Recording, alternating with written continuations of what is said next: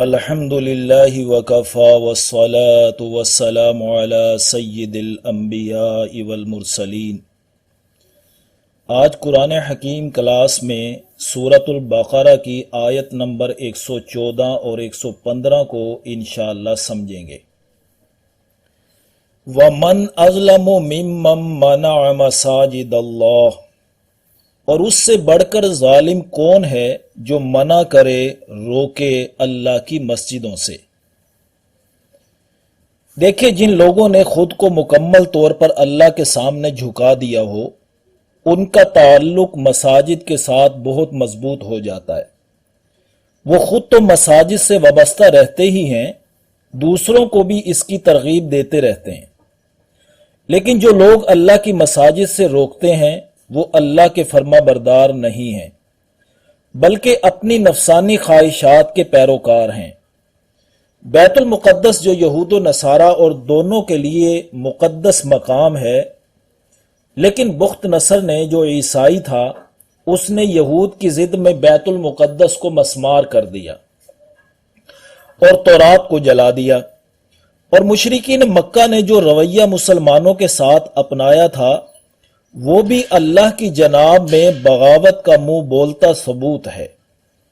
حضور صلی اللہ علیہ وسلم نماز پڑھتے تو کوئی اوجڑی لا کر ڈال دیتا، کوئی گلے میں کپڑا ڈال کر گلا گھونٹ دینے کی کوشش کرتا، تو صدیق اکبر رضی اللہ تعالی عنہ فرماتے، اتقتلون رجلا ان یقول ربی اللہ، کیا تم ایک شخص کو صرف اس لیے مارنا چاہتے ہو، قتل کرنا چاہتے ہو کہ وہ یہ فرماتا ہے کہ میرا رب اللہ ہے؟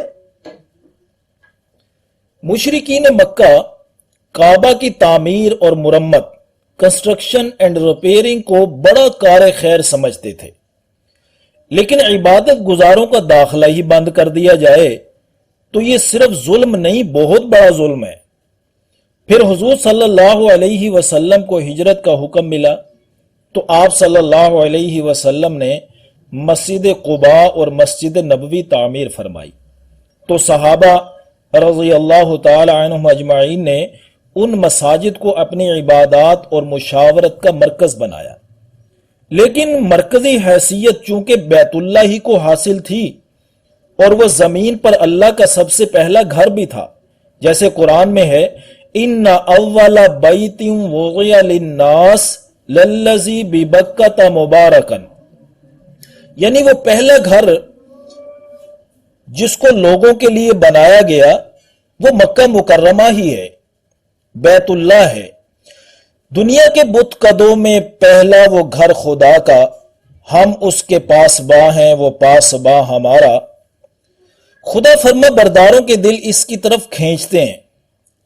6 ہجری میں حضور صلی اللہ علیہ وسلم اور صحابہ کرام رضی اللہ تعالی عنہم اجمعین عمرہ ادا کرنے کی غرض سے مکہ مکرمہ کی طرف چل نکلے، لیکن مکہ والوں نے حدیبیہ کے مقام پر انہیں روک دیا۔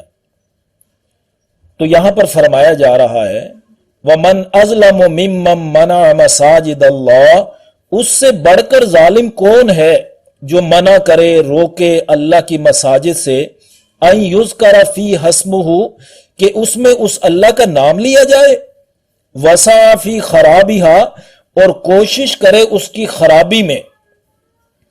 اچھا، ہمارے معاشرے میں یہ نقشہ کچھ اس طرح نظر آتا ہے کہ ہر مسلک اور جماعت کے خطباء اپنے اپنے معتقدین کے جذبات بھڑکانے میں مصروف ہیں۔ اختلافات کو ہوا دینا، دلوں میں تعصب پیدا کرنا ان کی روزمرہ زندگی میں شامل ہے، جس کا نقصان یہ ہوا کہ تعمیری کام ختم ہو گیا اور تخریبی کام بڑھ گیا، اور گویا کوشش بن گئی دین اسلام اور مساجد کی خرابی میں۔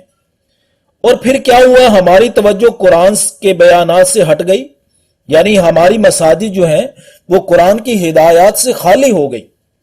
اس حوالے سے میں نبی کریم صلی اللہ علیہ وسلم کا ایک فرمان سنانا چاہتا ہوں، جس سے بہقی نے روایت کیا، حضرت علی رضی اللہ تعالی عنہ سے مروی ہے وہ فرمان۔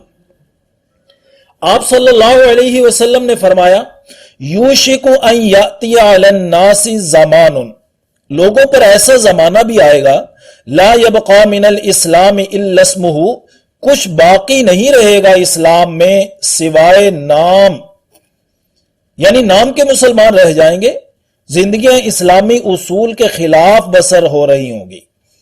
ولا یبقا من القرآن الا رسمہ، اور کچھ بھی باقی نہیں بچے گا قرآن میں سے سوائے رسم الخط کے، یعنی رسم الخط الفاظ کی تلاوت تو کچھ لوگ کرتے ہوں گے، لیکن زندگی، معاشرت، معیشت، سیاست سب قرآنی اصول کے خلاف چل رہی ہوں گی۔ اور رسم الخط بھی شاید اس لیے محفوظ رہیں گے کہ ان کے حفاظت کا ذمہ اللہ پاک نے خود لیا ہے۔ آگے نبی کریم صلی اللہ علیہ وسلم نے فرمایا مساجدہم عامرۃ، ان کی مساجد آباد تو ہوں گی، وہی خراب من الہدا، لیکن وہ ہدایت سے خالی ہوں گی۔ حدیث کے ذرا اگلے الفاظ سنیے، علماؤہم شر تحت عدیم السماء، ان کے علماء آسمان کی چھت کے نیچے بدترین انسان ہوں گے۔ من عندہم تخرج الفتنۃ وفیہم تعود، انہی کے پاس سے فتنہ نکلے گا اور انہی میں لوٹ جائے گا۔ یہاں پر میں یہ کہوں گا کہ جہاں تک میری آواز جا رہی ہے، میں ان تمام علماء کرام سے گزارش کرنا چاہتا ہوں کہ خدا را اپنی مساجد کو قرآنی ہدایات سے خالی نہ کیجیے۔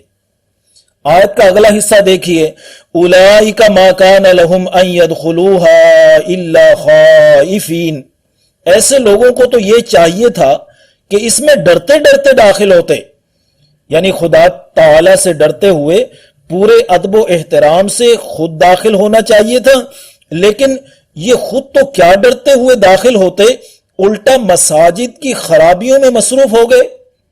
لہم فی الدنیا خزی، ان کے لیے دنیا کی رسوائی ہے، اور وَلَهُمْ فِي الْآخِرَةِ عَذَابٌ عَظِيمٌ، اور ان کے لیے آخرت میں بڑا عذاب ہے۔ آگے چلیے، بنی اسرائیل یہود و نصارہ نے یہ طرز اپنایا تو انہیں ذلت و رسوائی کا سامنا کرنا پڑا۔ آج اگر ہم نے یہ طرز اپنایا ہے تو ہماری ذلت و رسوائی بھی کسی سے پوشیدہ نہیں ہے۔ نبی کریم صلی اللہ علیہ وسلم اور صحابہ کرام کو بیت اللہ شریف کا طواف کرنے سے روک دیا، روکنے والوں سے بڑھ کر کوئی ظالم تو نہیں ہے۔ اب اگلی آیت میں ان کو تسلی دی جا رہی ہے جن کو روک دیا گیا تھا کہ وَلِلَّهِ الْمَشْرِقُ وَالْمَغْرِبُ، اللہ ہی کے لیے ہے مشرق و مغرب، فَأَيْنَمَا تُوَلُّوا فَثَمَّ وَجْهُ اللَّهِ، تو جدھر تم اپنا رخ کر لو گے ادھر ہی اللہ کا رخ ہے۔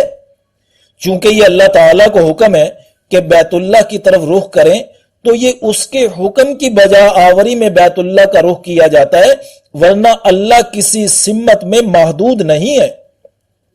اس آیت سے ان لوگوں کو بھی جواب حاصل ہو گیا کہ اگر ہم پتھر کے بت پوجتے ہیں تو تم مسلمان بھی تو ایک پتھر کی عمارت یعنی بیت اللہ اور پتھر حجر اسود کو پوجتے ہو۔ اس آیت سے جواب حاصل ہو گیا کہ اسلام میں کعبہ پرستی نہیں ہے، حجر اسود پرستی نہیں ہے، بلکہ خدا پرستی ہے، اس کے حکم کی بجا آوری ہے۔ اگر ہم بیت اللہ کا طواف یا حجر اسود کو بوسہ دیتے ہیں، وہ صرف اور صرف حکم خدا کی بجا آوری میں کرتے ہیں۔ دیکھیے حضرت عمر رضی اللہ تعالی عنہ نے حجر اسود کو بوسہ دینے سے پہلے کیا فرمایا تھا؟ انہوں نے فرمایا انی اعلم انک حجر، کہ بے شک میں جانتا ہوں تو ایک پتھر ہے، لا تنفع ولا تضر، نہ تو کسی کو نفع دے سکتا ہے اور نہ کسی کو نقصان دے سکتا ہے۔ فلولا انی رأیت رسول اللہ، اگر میں نے نہ دیکھا ہوتا نا رسول اللہ صلی اللہ علیہ وسلم کو کہ یقبلوک، کہ وہ تجھے بوسہ دے رہے ہیں، ما قبلتک، تو میں تجھے کبھی بوسہ نہ دیتا۔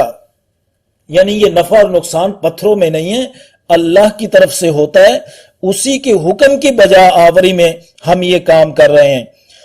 آیت کا آخری حصہ دیکھیے، ان اللہ واسع علیم، بے شک اللہ بہت وسعت والا اور جاننے والا ہے۔ یہاں پر اللہ تعالیٰ نے اپنی دو صفات ذکر کی ہیں۔